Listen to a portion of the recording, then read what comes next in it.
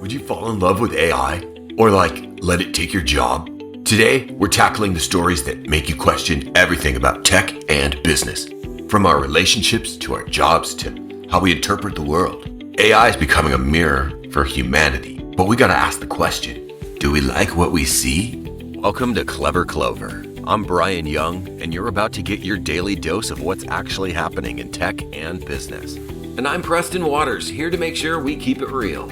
Today's lineup is wild. We're talking AI romance, Goldman Sachs letting robots write their documents, and how a Netflix hit predicted our current tech chaos. Should be interesting. Oh, and give a warm welcome to Bodie, who you might have mistook for, Burt Reynolds, but he's a new intern we found on Craigslist. Bodie! Welcome, Bodie. So, AI relationships are trending again. Man, this story is wild.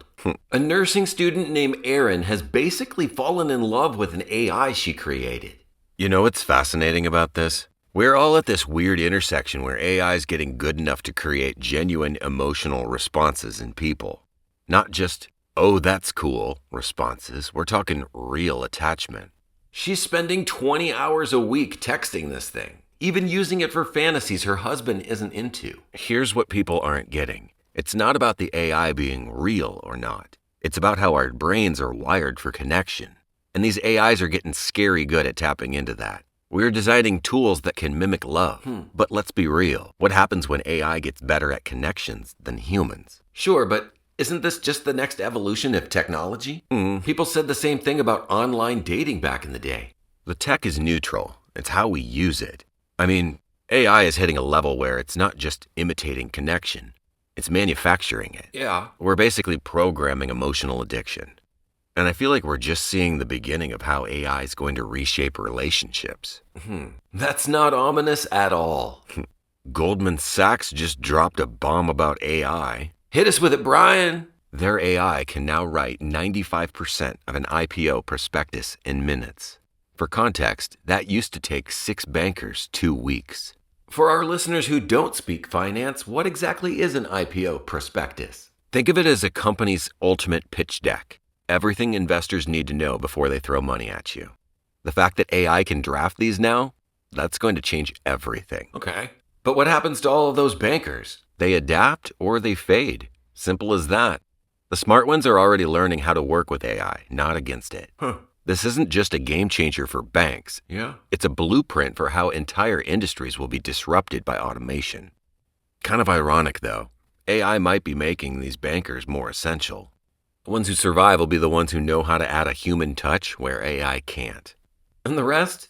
Guess it's time to start learning some new skills. Yup. If AI can handle the math, the real value bankers can bring is judgment, navigating ethical dilemmas, big picture strategy, and client relationships.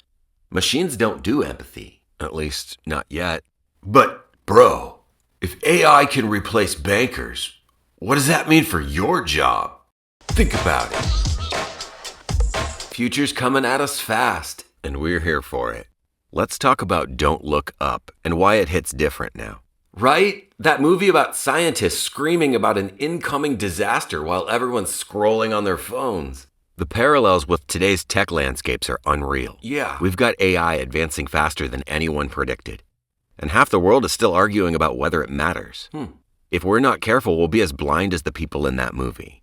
The solution is to educate yourself. Demand accountability from tech leaders. Stay curious and stay engaged. The film got like 500 million views worldwide. And you know why? Because it nailed how we deal with massive change. We're literally watching tech reshape our entire world. And some people are still acting like it's just another headline.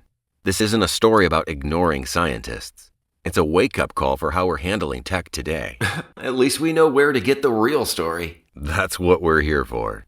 I think the key is to harness their benefits, use them wisely. Yup. That's our show for today. Keep your eyes on the horizon. Tomorrow's already happening. Hit us up at clovervoiceover.com for more content and behind the scenes takes. Stay dangerous and stay curious, but never ever forget.